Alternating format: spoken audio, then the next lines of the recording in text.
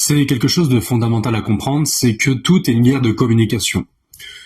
En fait, que ce soit dans une entreprise ou même dans la vie au quotidien, quand il y a un conflit, on va dire, un conflit relationnel ou autre, un match, on va dire, et que toi tu décides de pas participer, c'est comme s'il y avait une bataille et toi tu décides en fait de tout simplement faire un barbecue au milieu de la bataille. Je donne un exemple. Il y a un match de tennis, mais toi, au lieu de faire le match de tennis, tu fais un barbecue sur le match. C'est exactement ce qui se passe. Et ce principe de communication et de guerre de communication s'applique à toutes les échelles sociales en vérité.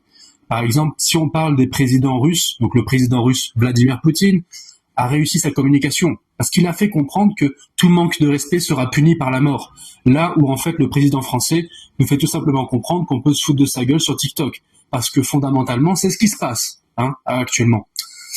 Et de manière générale, cette guerre de communication ne concerne donc pas seulement les plus hautes sphères sociales, comme on a parlé des présidents de la République, que ce soit le président russe ou autre, ça concerne également ta personne.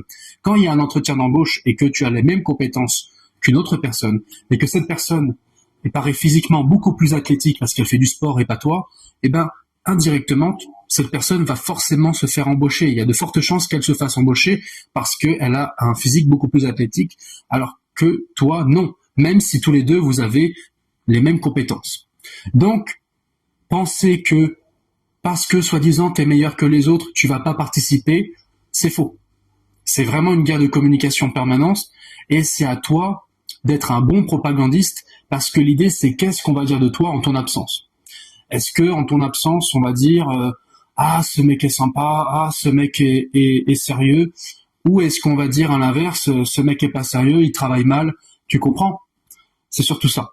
Et ça dépend de quel narratif tu as construit, parce que qu'est-ce que tu as fait dégager au quotidien. Et c'est à toi de gérer ça.